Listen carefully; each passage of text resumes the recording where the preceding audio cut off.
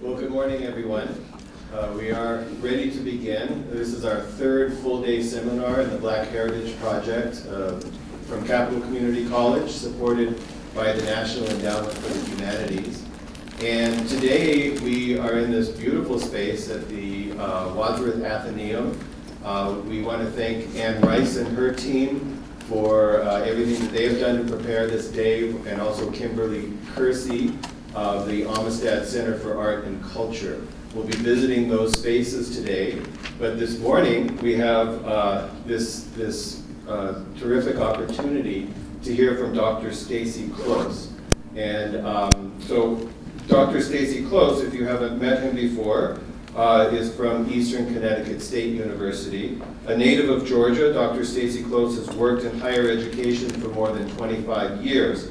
He currently serves as a professor of African American history at Eastern Connecticut State University. Dr. Close received his PhD and MA from the Ohio State University and his BA from Albany State College and HBCU in Georgia. He has made paper presentations at conferences at many locations, and has been a speaker at places like Brown University, University of St. Joseph, St. John's University, has published in a variety of journals, such as the Journal of Negro History, Connecticut Explored, Humanities, the GRIOT, the Journal of African American Studies, and more. And he is currently completing a study in Black Hartford freedom struggle from 1915 to 1970. Some of his other honors include Connecticut State NAACP 100 Most Influential, Eastern Connecticut State University's Faculty Teaching Award, the Hartford Current Magazine's 12 Hot Professors, and being an American Council in Education Fellow. He has been a guest on NPR's Where We Live, Disrupted, and a panelist on the Smithsonian's channels Blacks in Outer Space. He also has more than a decade of experience in higher education experience, from the department chair level to senior management, and I understand he has a soft spot for Hartford, so I look forward to hearing about that today. Would you join me in welcoming Dr. Stacey Close?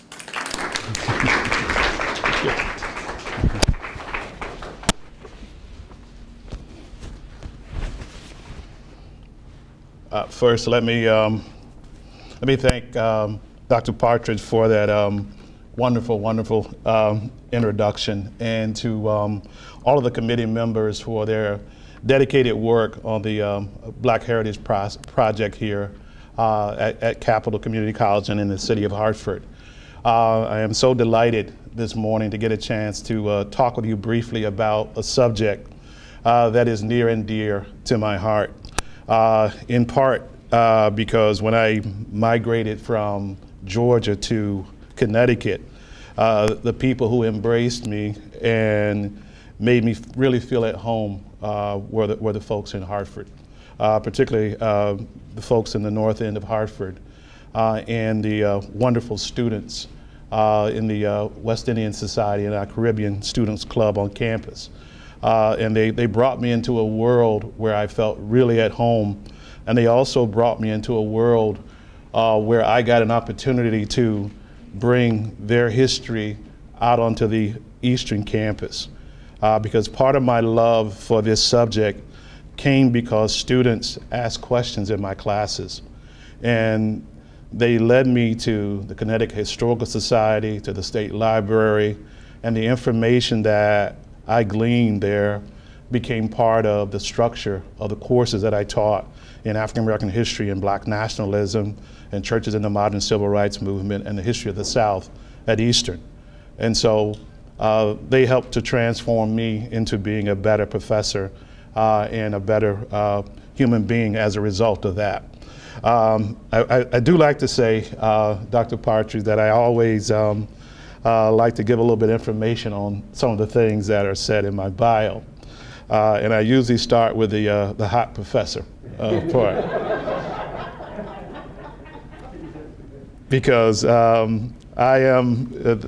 That was back in the 90s, and so hot doesn't mean quite what hot means now. Although my wife still finds me quite appealing, she says from time to time.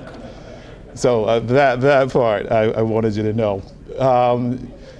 In terms of other items, one of the things that I got from my discussions and my conversations with the folks at the State Library and also at the Historical Society was that the history of blacks in Hartford is intimately and directly tied to the history of blacks, not only in the South, but also throughout the world. And so today I want to talk to you just briefly about Reverend W.C. Pennington. And I say briefly because during my time teaching at Eastern, more than 20 years, most of my classes have been 3 hours long. So, and I do tend to like them immensely. But today, in terms of Reverend James Pennington, I'll focus on him as a national voice for local freedom and a local voice for national freedom. Because in part, he gives a voice to the people of Hartford, and he also gives a national voice to what's going on at the local level. One of the things that I've always been influenced by in terms of my work in history is this. James Pennington comes from Maryland. And what I like to remind, particularly students, is that when you look at Maryland history and the people who've come from Maryland, people like Frederick Douglass, Harriet Tubman, you begin to get a glimpse of what's going on in those areas. Now, in 1827, James Pennington will escape from enslavement in Maryland. Now, in terms of that escape from enslavement in Maryland, what he gives to you in his narrative is this. He gives you a glimpse into the life of what it's like for a young man to be held in bondage under the peculiar institution, as Kenneth Stamp called it. But he also gives you a glimpse, as the scholar Wilma King would say, a glimpse into the life of slave children. And one of the things that's very clear is that Pennington, as Wilma King would say, establishes for us that for a huge number of slave children, their childhood has been stolen. And stolen because of the ravages of the violence that he experiences at the hands of an overseer who is extremely brutal, not only to children, but also to his father. He will also experience family separation, with a mother and father not living together for a portion of time in his life. All of those things impact children and impact children who are enslaved in a huge way, Wilma King said in her research, Stolen Childhood. But it's also something else that comes out of that too. We also see that in terms of work. Many people know that slave labor built the American economy. No better example of that is that in 1860, there were some 4.8 million bales of cotton that would go from Great Britain to Europe on to the Northeast, here in Connecticut, Massachusetts, and portions of Rhode Island to fuel a textile industry. So that wealth, that talent was part of what fueled an international economy. But there were also children who were part of this workforce. And Pennington was one of those children who was apprenticed out as a stonemason, then apprenticed out as a blacksmith. That was common. Same thing happened with Frederick Douglass. And if you look very closely, the same thing happens with Denmark Vesey. So one of the things that happens in terms of Pennington's life, he is directly tied to artisans who are more than just simply builders and the makers of things, but they're also tied to a movement whereby which they began to seek out greater freedom and equality. Now, one of the things that I'll do today, just for time's sake, I wanted to talk about the Hartford and Connecticut before Pennington's arrival. Before he makes that escape and run from slavery, I wanted to give you a little brief overview of what Hartford and Connecticut were like before his arrival, just taking a glimpse at the period 1639 to 1826. Now, two of the people that I love to talk about are Dr. Lorenzo Green and Dr. Carter Woodson. in part because Carter Woodson is considered the father of Black history. He is the person who started the Association for the Study of Afro-American Life and History, the Journal of Negro History, now the Journal of African American History. But he also brings forward for us Black History Month, and his focus was to get scholars to write and research on African American history and bring it to the forefront, but also bring it into the classroom, something that states now are just beginning to do. Carter Woodson was thinking about and doing in the 1920s. But to Lorenzo Green, Ansonia's own Lorenzo Green, born in 1899 in Ansonia, Connecticut, a graduate of Lincoln University, and then on to Columbia. His Negro in Colonial New England is considered to be the seminal work on the presence and the importance of Blacks in the colonial period. Now, the thing about the book, though, is that while it gives us insight into what Blacks were dealing with in the colonial period, one of the things and one of the hidden gems of the book is that one of the people who helped to pay for the publishing of the book is a native of Hartford. So Hartford is directly tied to this research. Now, I also like to talk about the Connecticut River. Now, the importance of the Connecticut River in the colonial period, the Algonquin people and Native people had long known. It was an important highway. The Dutch and the English would also use it as a highway as well.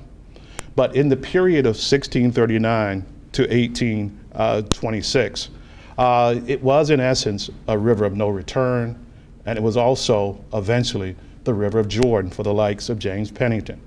It runs about 70 miles through the state. It passes through state parks. It passes through Hartford and Enfield and Middletown.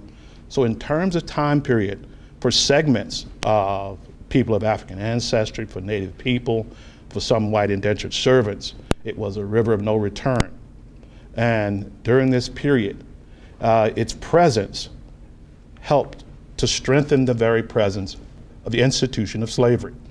Now, many of us know about the Dutch fort in 1639, but one of the first people of African descent at the Dutch fort was Louis Berbice. It was Berbice who was at this fort in 1639, and the records say that Louis Berbice, sometime during that time period, was murdered by his owner. The very first person of African descent brought by the Dutch is murdered by his owner at the Dutch fort in 1639. Now, Woodson, as well as Green, say that when you look at the history of African Americans and Black Americans in the United States, you should also look to Africa, always look to Africa.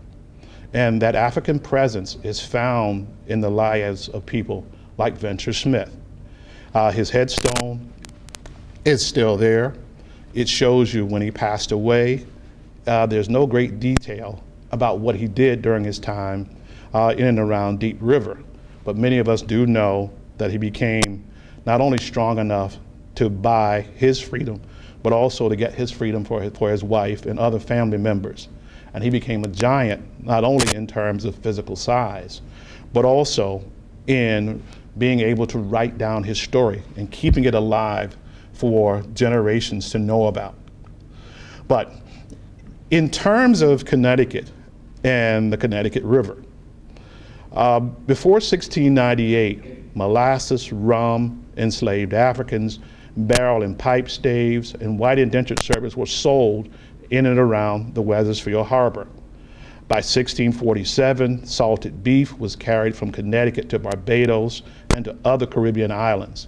And businesses thrived along the river because the harbor there at Wethersfield allowed for large vessels that could travel other parts of the Connecticut River. So in terms of this river, it is clearly for many a river of no return. Now, according to the Hartford Current reports in 1768 on the sale of human beings. Thomas Mayhew of Hartford had for sale a very likely Negro fella, about 18 to 19 years of age, and also a Negro woman about 24 years of age, with a girl about 5 years old, and if you see at the end, which he would take for produce. That's the Connecticut River, that's Connecticut, that's the Hartford area. in 1768. But in terms of the struggle for freedom, by the time you get to the coming of the revolution offers some gradual emancipation that comes along. And what I mean by gradual, you could look at any large city in Connecticut in the 1820s, 1830s, and even in surrounding areas. Even with gradualism, you can still find some people who were enslaved in Connecticut, even during that period. For African Americans seeking rights, and rights such as voting, the road was very difficult, because as blacks became free in Connecticut, in the Connecticut before the coming of James Pennington, people like William Lanson, Bias Stanley, and others in New Haven, when they protested and argued for no taxation without representation, these were people who owned property, they were paying taxes, but in Connecticut, they could not vote. And so they pushed the issue. And in 1818, the Connecticut legislature responded by passing legislation to restrict suffrage only to adult white men who were age 21 and who owned property worth at least $7. Lanson controlled property of more than $20,000, but could not vote in Connecticut. Between 1838 and 1850, African Americans in Connecticut, unrelenting in their struggle to have the right to vote, they offered to the state legislature some 26 sets of papers arguing for the franchise, and were turned down. African American men would not get the right to vote in Connecticut until the coming of the period of Reconstruction. Now, for Pennington, though, his escape from slavery came as a result of his own fortitude, of having the ability to run away with limited supplies, but also having a great intelligence to trick slave catchers to turn him loose. He also benefited from the fact that he encountered Quakers who were willing to ferry him to safety through Pennsylvania, then into New York, where he becomes not only a hard-working coachman, but he will eventually acquire education at his own cost, and also begin to build a reputation as a powerful, powerful speaker. Now, in terms of Pennington and the ministry, he would come to Christianity because he saw other people who he was approached by church leaders in Hartford to become the pastor of what we now know as Faith Church in 1838. But he doesn't accept that opportunity until 1840. When he does accept that opportunity, he immediately begins to build. And what's one of the things that's interesting about people who are artisans, whatever they are doing, even outside of physically building things, they begin to build in some capacity. Now, in the north end of Hartford and in the south end of Hartford, there were the North and South African schools. And part of the reason these schools emerge is because black students are mistreated in white schools. Connecticut has no rule that says in 1840 black children can't go to the schools run by whites. But one of the things that black parents noted and that Pennington understood was that black children were sorely mistreated in these schools. And thus you had the creation of the North and South African schools. And these schools became a place where students could learn and be taught by very talented teachers.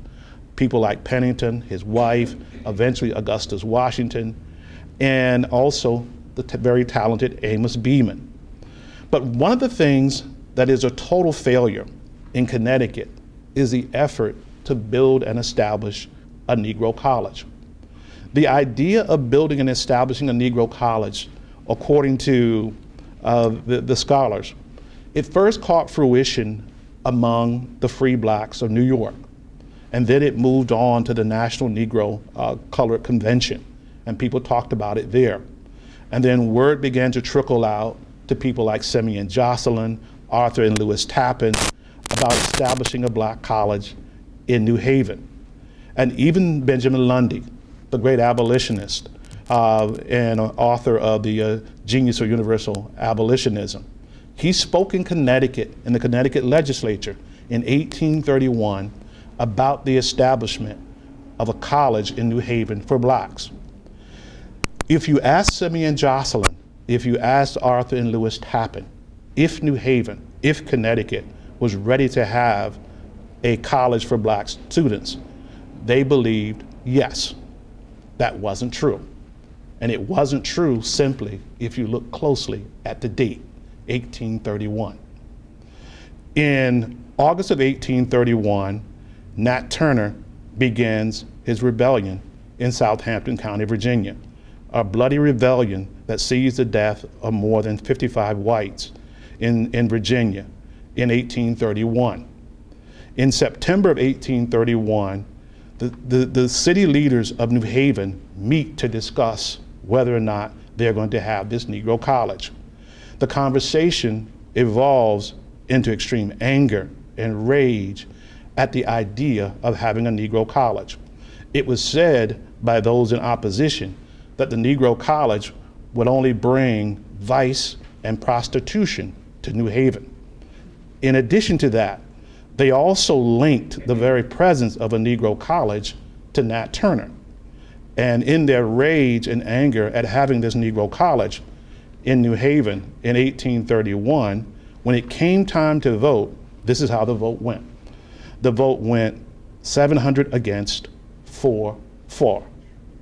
Simeon Jocelyn was joined by only 2 other prominent people in voicing support for the college. The only 2 people mentioned was Simeon Jocelyn, Reverend Simeon Jocelyn, who would help the Amistad captives, was Jim Donaghy and Roger Sherman Baldwin. Roger Sherman Baldwin, who had helped the Amistad captives as well.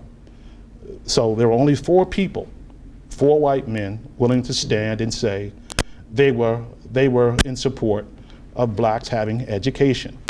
You add into this mix that there was also economic fear of black people as well, because not only were literary sciences being taught and mathematics being taught, it was also pointed out that the mechanical arts would be taught as well. And Irish immigrants raged that they would have competition from free blacks. They had already experienced competition when William Lanson built the extension on Longworth in the 1820s. And he also did work on the Farmington Canal. And so all of that played a part in the Hartford that James Pennington would come into. But nevertheless, he endeavored and endured not only to build an educational system and a school for black children, but he also became intimately involved in the Connecticut Anti-Slavery Society and the World Anti-Slavery Society. Now, many people know that the World Anti-Slavery Society, while it made a great push and a stand against slavery, it also refused to provide a place for women and led to a walkout by some abolitionists. But for James Pennington, he was willing, in the time period as pastor in Hartford, he was willing to openly support the work and the writings of Anne Plato. He supported her literary efforts, and he also wrote himself for the Colored American. He understood a need for black people to write. He understood the need for black people to write in their own newspapers. He understood the need for supporting black women in a period when very few men would openly do so. He also understood the need to write a history of black people, to write his textbook of the origins and the history of black people, and the need to write The Fugitive Blacksmith. Now, his talents at studying what's going on around him are very clear. He has clearly read Thomas Jefferson's work. He has clearly read where Jefferson said that there were no black people who could understand Euclid. Not true. Benjamin Banneker certainly could. He had also read where Jefferson talked about black people not being intelligent, about having a natural foul odor and other things. And he also lived in a world where leading scientists criticized and talked about blacks' lack of intelligence. One Samuel Cartwright, he argued that black people suffered from a disease called drapetomania, a disease a mental illness, he said, that caused black people to run away. Same kind of disease that must have befallen James Pennington. It must have befallen Thomas Jefferson, must have befallen Frederick Douglass, and many of the people on Thomas Jefferson's plantation as well. Now, in terms of his writing, he understood that if black people were going to truly be free, they had to provide a voice for themselves. And in providing his textbook and providing this fugitive blacksmith, he provides a voice for black people in Hartford. He gives them a voice at the local level that is heard at the national level, because he is speaking at the Connecticut Anti-Slavery Society, he is speaking at the World Anti-Slavery Society, and he is also going around to white churches. And what he notices as he writes in his autobiography, he notes that when he visits white churches, it's quite common for white members to get up and move and slide when he comes in. But he does not let it go without saying something. He confronts them about that. And by confronting them about that, you get the emergence of people willing to share pulpits long before it was proper, I guess you would say.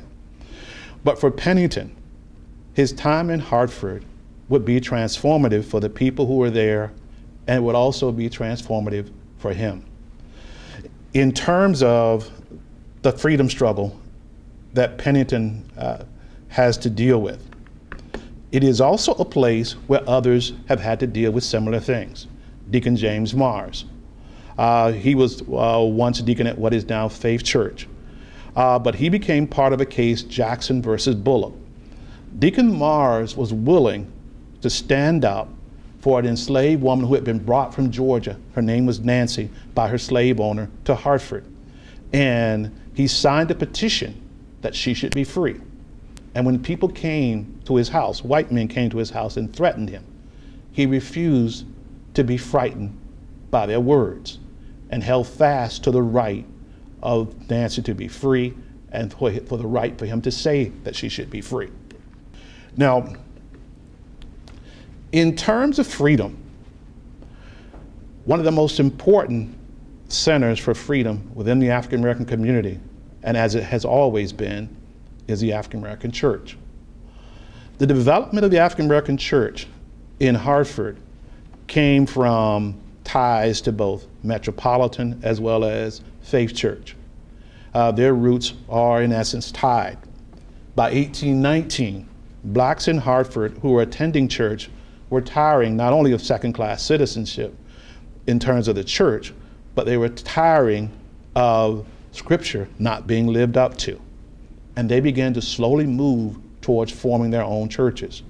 1826, 1833, you would have the formation of a black-run and controlled church. That effort was essential to the freedom of blacks in Hartford, because it will be from this church that not only did you get leadership, but also you get a meeting place. You also get people who are involved in business. When people talk about the African corner that exists in Hartford along Talcott Street, and who is there and what kind of businesses that were there, these were black people seeking independence. And they had had that independence mind long before the 20th century. When it came to that notion, you could also find the similar thing in New Haven with William Lanson and people who were part of the New Haven community. But it came with a high cost, because as people asserted their right to be free politically, as they asserted their right to be free economically, you find that white supremacy and racism met them head on. But it did not stop them from making a stand. It did not stop William Lanson from making a stand. And it did not stop the people from what is now Metropolitan and what is now Faith from making a stand. And what I mean by that, I take you to the years 1834, 1835. In 1834, members of the Methodist Church, as they were coming out of their services, they were being taunted by local whites who lived in the area. and fights broke out. Fights turned into whites rioting against black churches in 1834. And those same riots occurred against black churches in 1835, against both churches. You would also have riots occurring in New Haven 4 years earlier against black church members and against the property of William Lanson. So when James Pennington arrives in Hartford and arrives in Connecticut, he arrives in a place that is in need. But he also arrives in a place where people are willing to stand and fight for themselves. Because church people are often thought to be nice, quiet, and passive. Not the folks at Faith and Metropolitan in 1834 and 1835, when they were attacked by Irish immigrants. As they were leaving their churches, they fought back. And as far as the mayor of Hartford did try to find out who the marauders were, who had damaged the vestibule of the Metropolitan Church and who had started these riots in 1834 and 1835. And he offered a small sum of $50. Now, in terms of the Civil War, by 1861, Pennington has moved on. He has been lured away to New York by a church with some 400 members. And even though he's lured away, the church that he left, his former church, its members, some 32 of them are part of the Civil War Regiment, the 29th, that has its most famous engagement at the Battle of Petersburg, where you have the Battle of the Crater in 1864. They were given a lecture and a speech before they headed off at some point in time in their marches by the legendary Frederick Douglass. For Pennington, his physical life would end in 1870, but his words are still there in The Colored American. His words are still there in The Fugitive Blacksmith.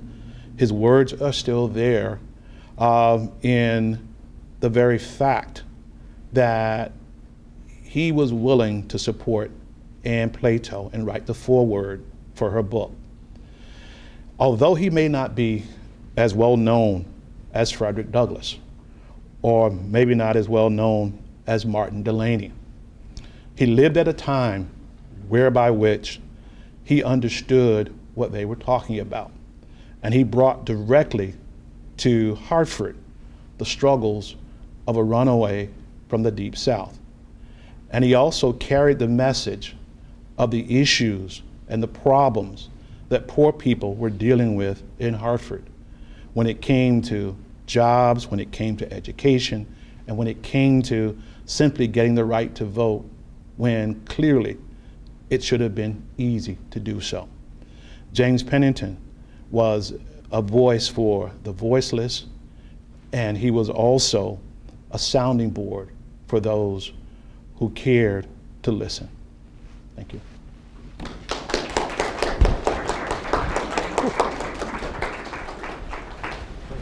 We have a few minutes with a couple of questions, if anybody wants to ask something or make a comment.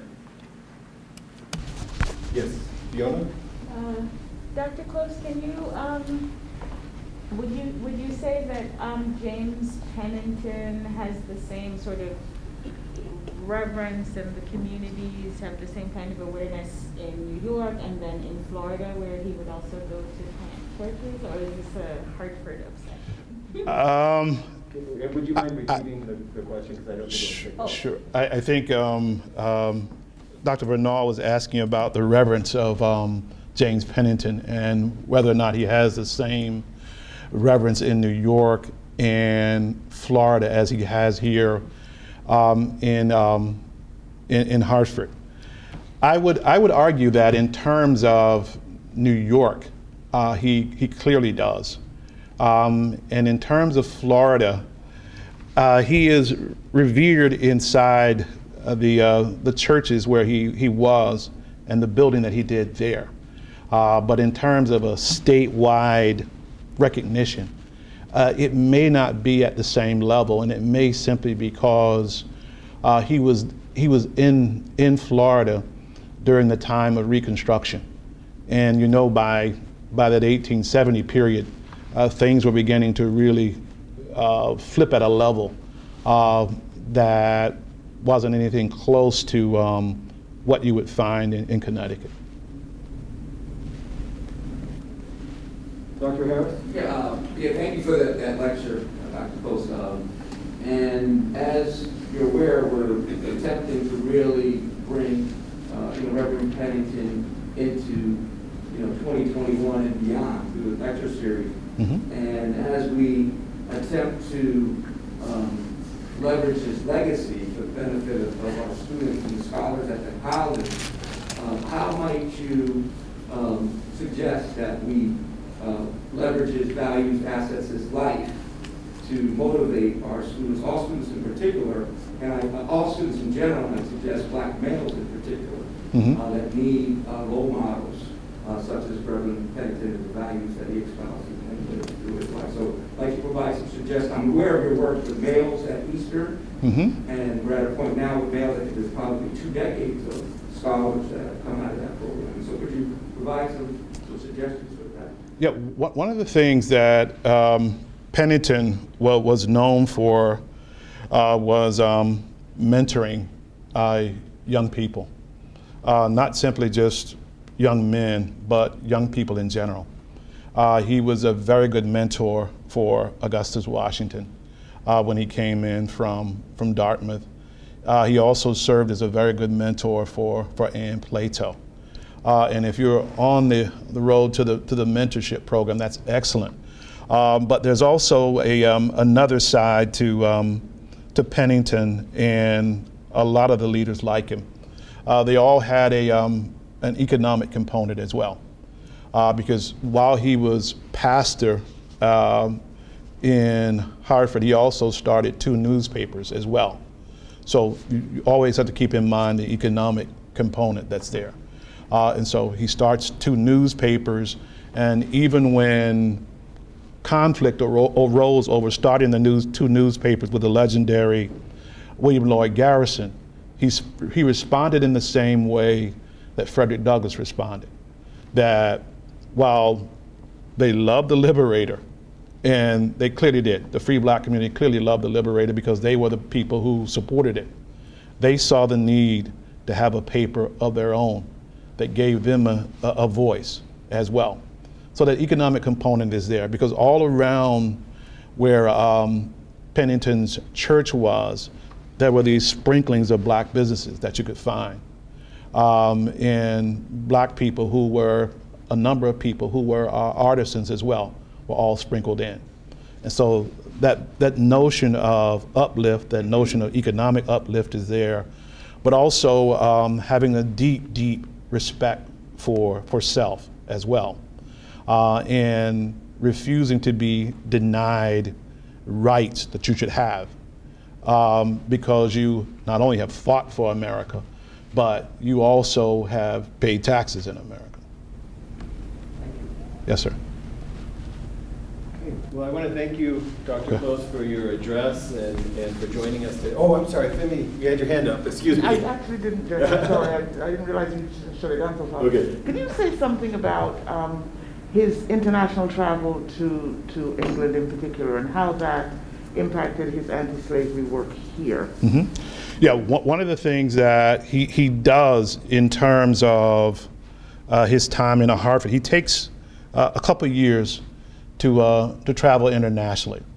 Now, traveling internationally not only increases his education, but it also increases his message about what is going on in the United States.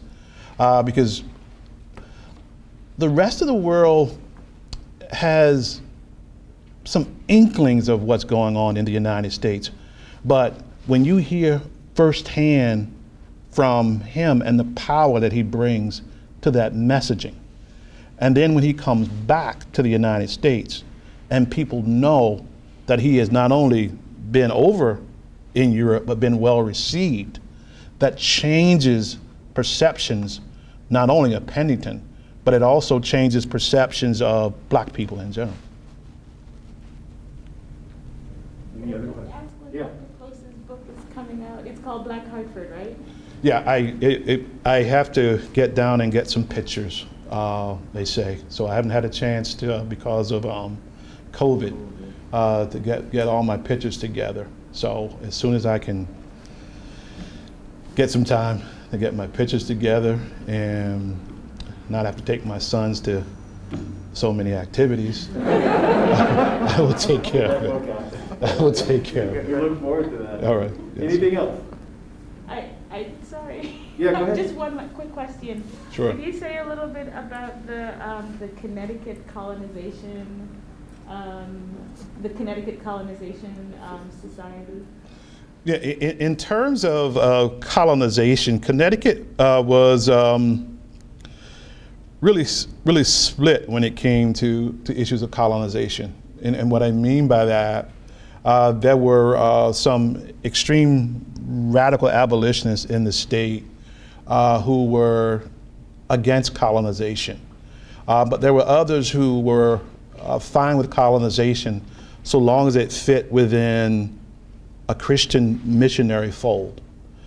Because you do have people from Pennington's church who do go over to Africa and work as missionaries. In fact, Henry and Tamar Wilson went over in 1841 and served as missionaries in Sierra Leone with the Mende people.